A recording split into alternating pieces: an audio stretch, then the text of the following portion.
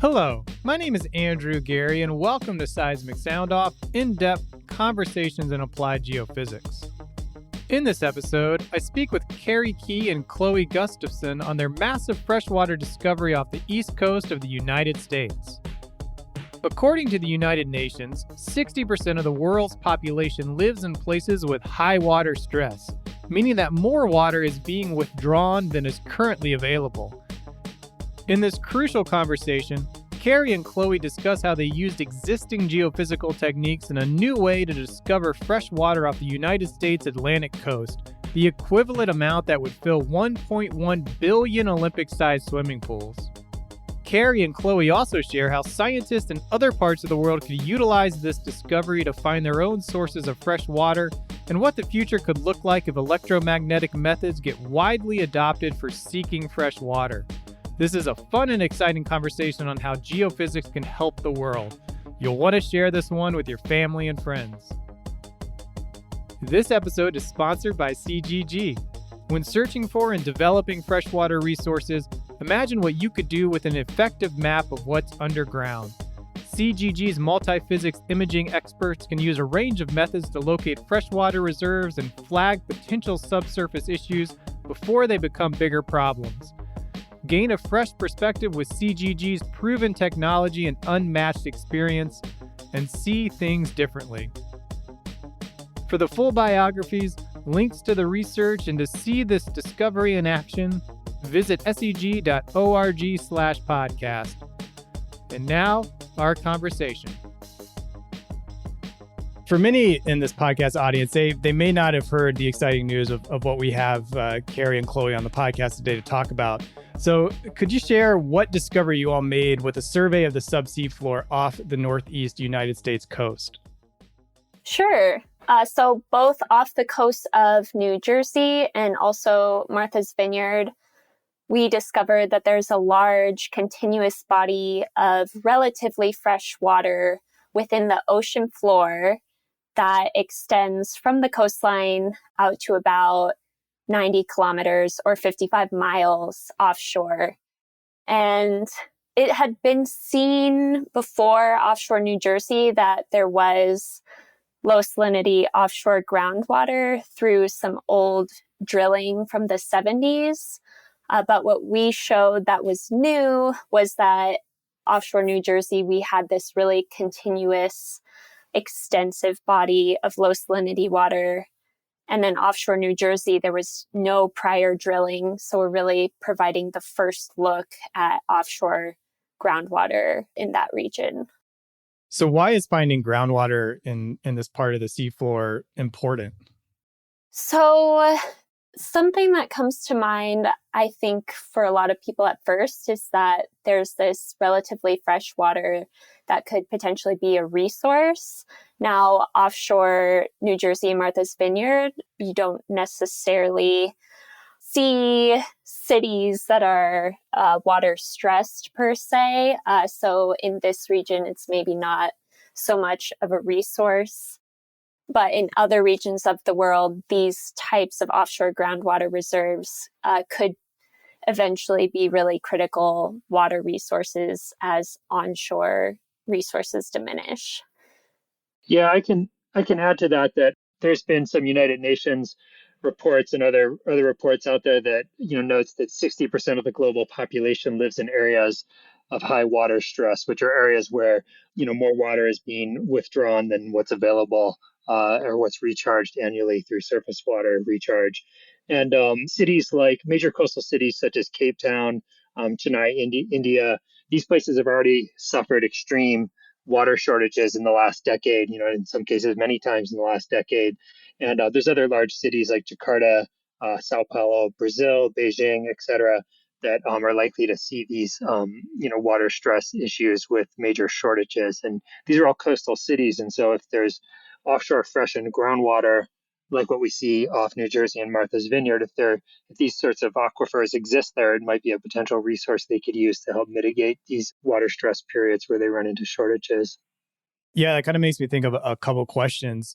Being we have a fairly technical audience, I'm sure they're excited to kind of hear the techniques that you utilized to make this discovery. But thinking about that, where this discovery of freshwater may not be essential as of right now to this part of the United States, do you hope that these techniques could possibly be utilized in those places you mentioned in Chennai and elsewhere to maybe make these freshwater discoveries off their own coasts?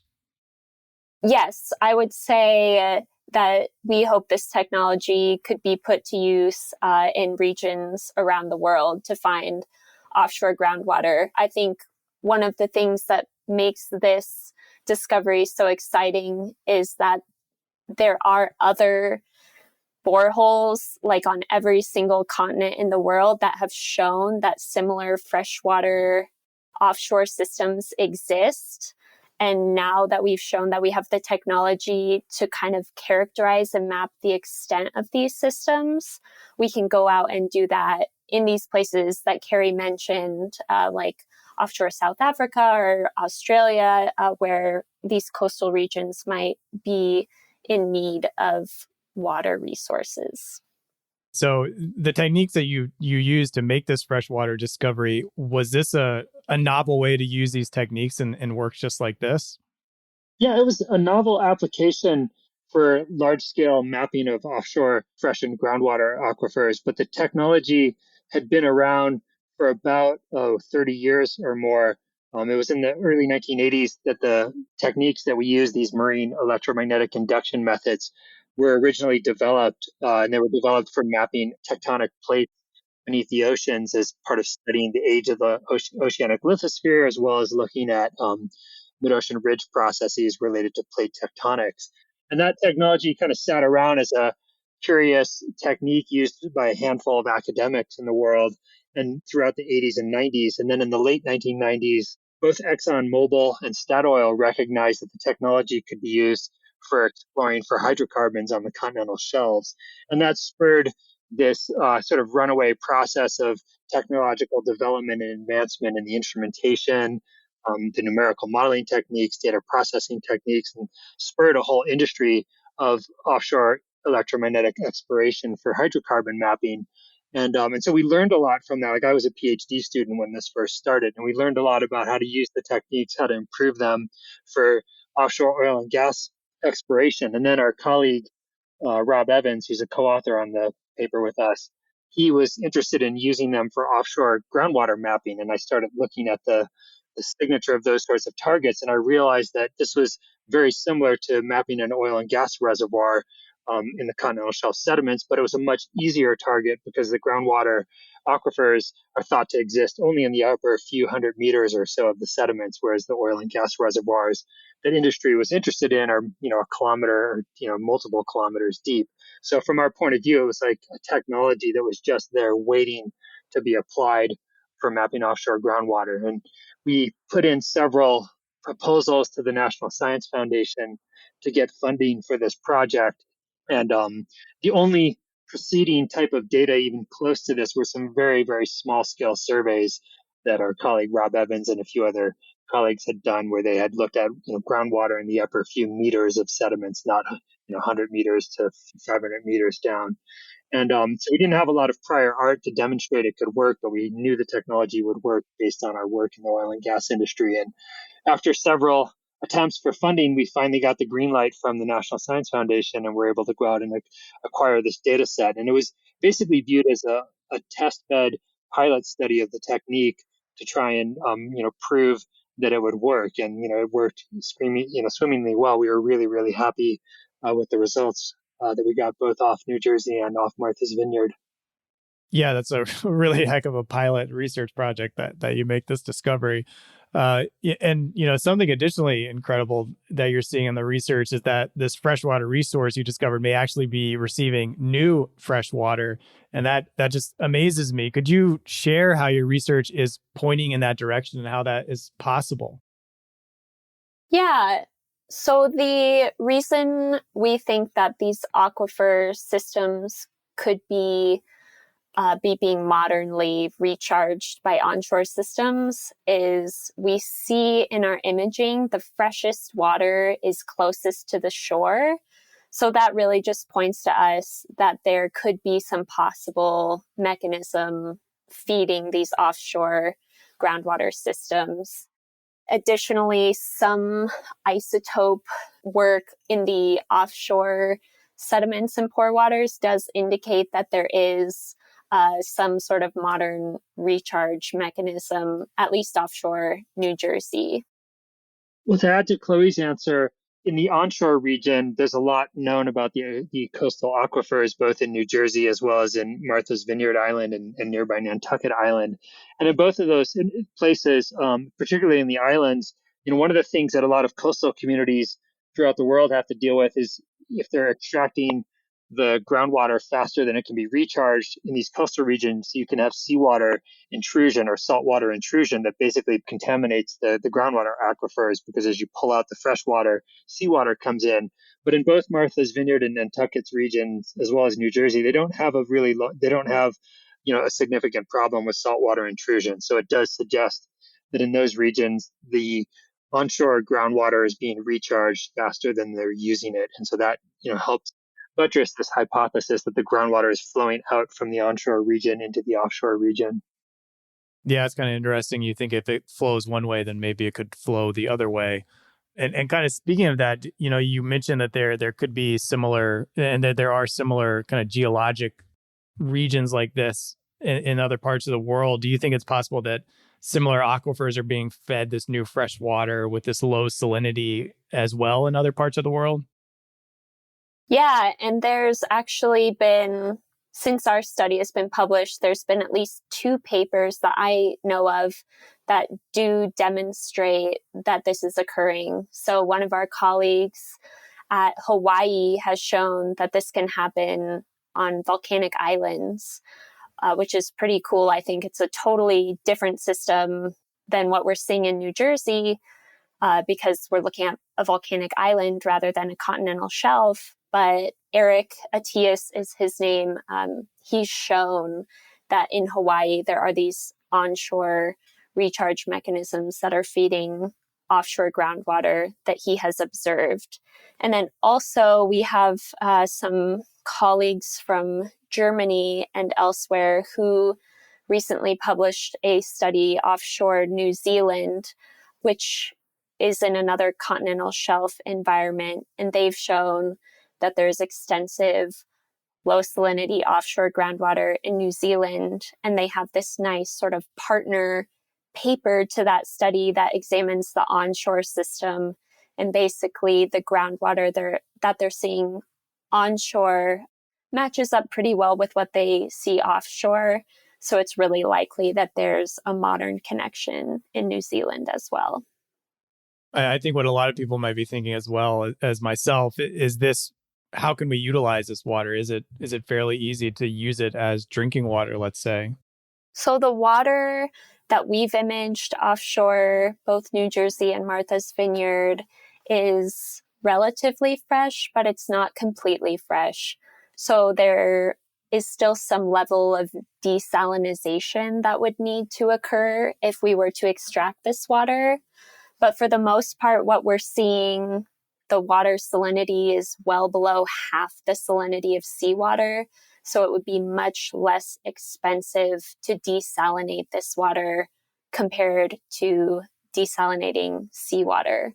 But on the other hand, we would need to establish some sort of infrastructure to actually extract this water. So there are still additional costs in that regard.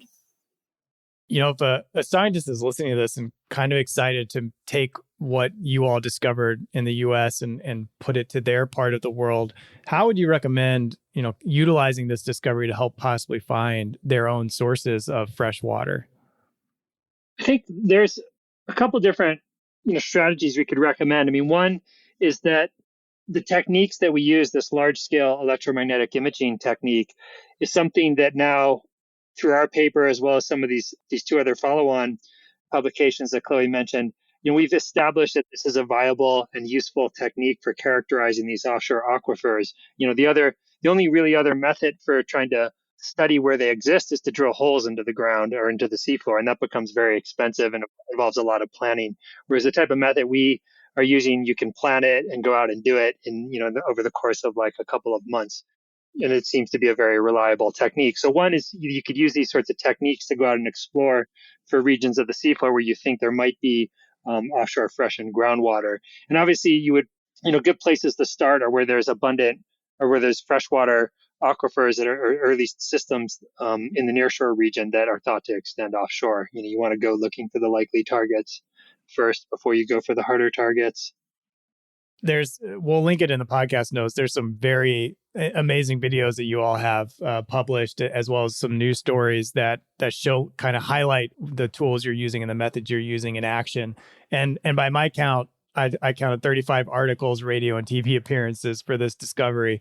I'm just kind of curious, why do you think this discovery just really excited the community and the public so much? I think there are two main reasons for why people got excited about this research that we've done. I think maybe the first reason is that the idea that there's fresh water below the ocean within the seafloor is pretty incredible, and it's not something that people normally think about existing, I guess. Like when I started this project for my PhD with Kerry, I had never heard of offshore groundwater before until Kerry gave me this data set and said, do you want to work with this?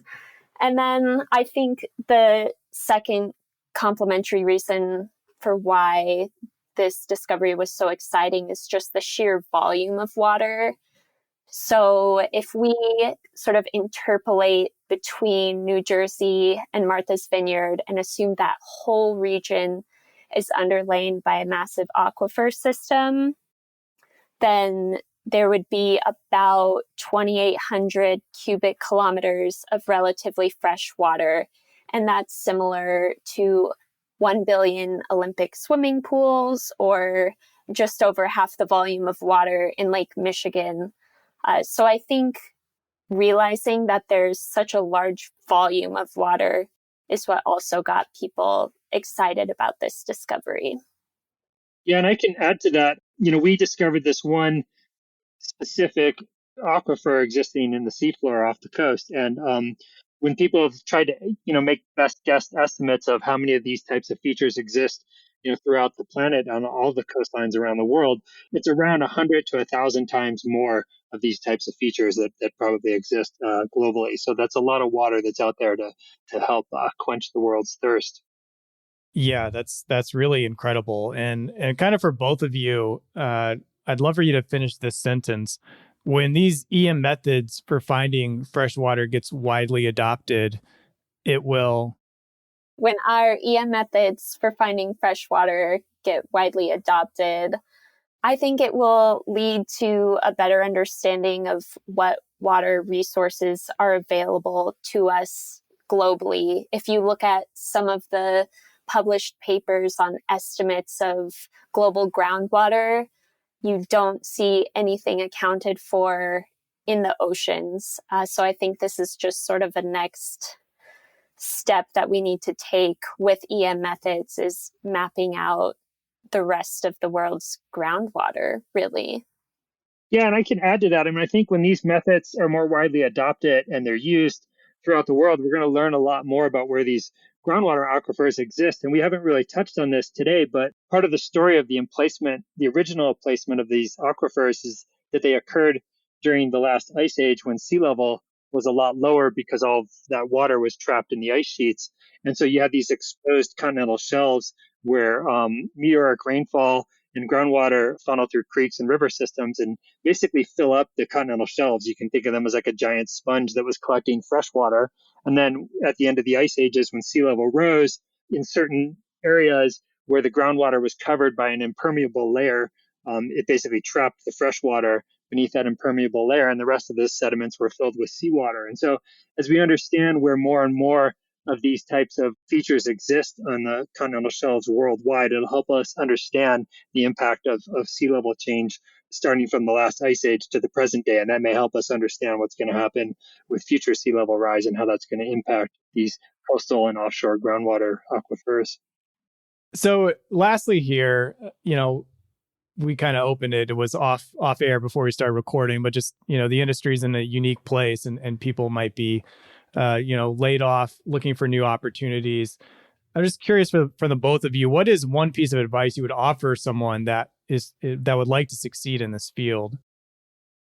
I think the way, we always joke about this in academia, at least with a bunch of my colleagues, but it's like there's sort of two students that apply to graduate school. There's the Isaac Newton genius that I've never known, and then there's the rest of us, myself, that, I like to joke around that we're just too dumb to quit. We just keep on trying and we don't give up, and we just obsess about our research and keep learning new things and keep absorbing new material and keep on trying. And so there's a rare chance that you're a true genius, but most of the rest of us are just beings, and we just keep on, having this thirst for knowledge and keep trying to learn new things and, reading as much as we can from the research community, interacting with other researchers and collaborating. This leads to a lot of new spontaneous things. Like I really can't say what I'm going to be doing a year from now because I know that there's going to be a bunch of spontaneous events, between now and next January that are going to, shape where my path goes. And you just want to keep an open mind and keep on the lookout for those opportunities.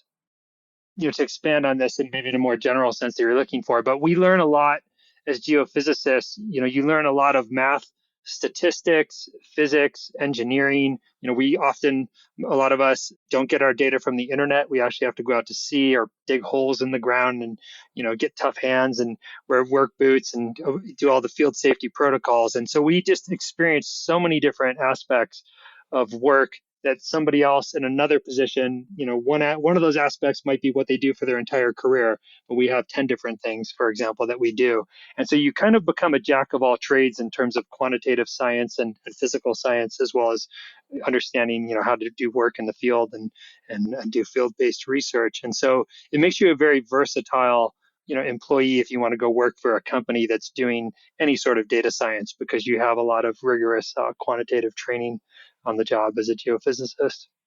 Yeah, I definitely agree with what Kerry said. And just in general, as geophysicists, I feel like we have the skills to visualize data and create stories with our data in a meaningful way. And, we're used to doing that for geologic problems, but there's probably several other ways we can use those data storytelling skills in other fields.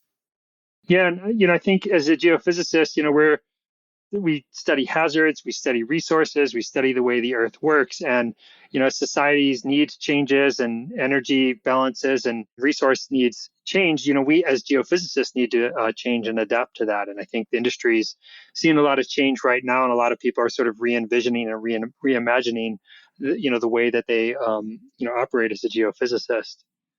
Well, I really appreciate you both coming on here and sharing about this discovery, and are certainly excited to see what else comes down in this vein and in the future. It looks like there's going to be a lot of more big discoveries to come along the way, thanks to this pioneering research that you all were a part of. Yeah, thank you for having us. Yeah, thank you for having us. It's a really exciting time for our technique in the field of offshore fresh and groundwater research. I think there's a lot of promising new discoveries that are just around the corner. Thank you for listening to SEG's flagship podcast, Seismic Sound Off. SEG produces these episodes to benefit its members, the geophysics community, and inform the public on the value of the science. To show your support for the show, please share this episode with a friend, colleague, or manager that would enjoy hearing this show. Your recommendation is the single best action you can take on behalf of SEG's podcast. Go to the website at seg.org/podcast to find all the episodes and learn how you can subscribe for free directly on your phone. Original music by Zach Bridges. This episode was hosted, edited, and produced by Andrew Geary at 51 Features. The SEG podcast team is Ted Bakamjian, Jennifer Crockett, Allie McGinnis, and Mick Sweeney. Thank you for listening. This is Seismic Sound Off, signaling off.